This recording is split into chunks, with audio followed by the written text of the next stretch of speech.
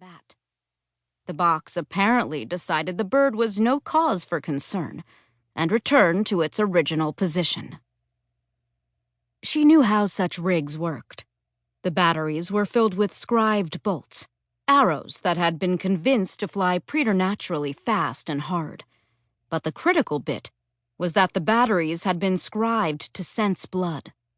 If a battery sensed a bit of blood that it didn't recognize, it would point its bolts at whoever happened to contain that blood, loose them all, and shred the target to pieces. Though the scribers who designed them had been forced to work quite hard to get them to stop wasting ammunition on stray animals, especially the gray monkeys, which confused the batteries a great deal. It was not an elegant solution, but it worked. People did not approach any campo wall at all anymore. "What guarantees do we have, Orso," said Gregor, "that those things will not shoot us to pieces?" Their carriage hit a bump, and gray-brown water sloshed up the sides, spilling onto the floorboards. "I guess we're about to find out," said Orso. The gates of the Michiel Campo were just ahead now. Sancia could see guards emerging from their stalls, weapons at the ready. "Here they come," said Gregor. Their carriage rolled to a stop at a checkpoint before the gates. 2 guards approached, both heavily armored, one carrying a very advanced espringal. The armed Michiel guard stood about 20 feet away from the carriage, with his espringal lowered, while the other approached and gestured to Gregor. Gregor opened the door and climbed out, which made the Michiel guard a little nervous.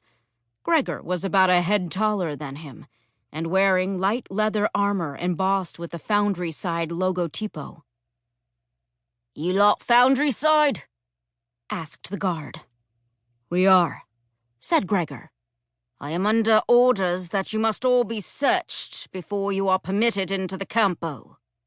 "Understood." They exited the carriage one by one and stood in the rain while the guard patted them down. After this, he checked the carriage. It was a rather shabby, scribed carriage, one Gregor had rented from an iron trader. Its wheels sometimes forgot which way they were supposed to roll, but this had been a strategic choice.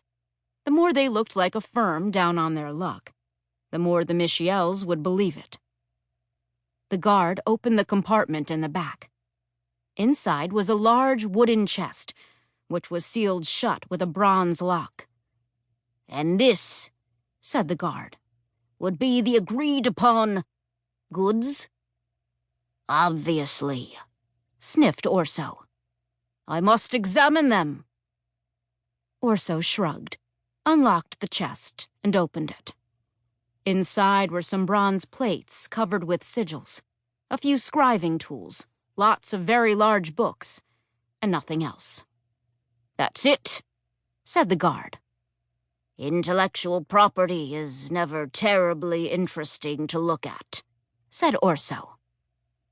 The guard shut the compartment. "Very well, you may proceed." He handed them each a sachet, a small bronze button with a set of sigils engraved on it. "These will make sure the war batteries and the other measures won't consider you a threat. These expire in 5 hours, mind. After that, all the campo defenses will begin targeting you." Orso sighed. "And here I thought I'd missed life on the campo." They climbed back into the carriage. The bronzed gates cracked and slowly swung open, and Gregor nudged their tiny, shabby carriage through. "Part 1's done," said Orso from the front seat. "We're in." But Sancia knew this was the easy bit. Very soon, everything would get a lot harder, especially for her. Berenice squeezed her hand again. "Move thoughtfully," she whispered, "and bring freedom to others. That's what we're doing, right?" "Yeah," said Sancia. "I guess it's just that normally, when I try to rob a merchant house, I break in."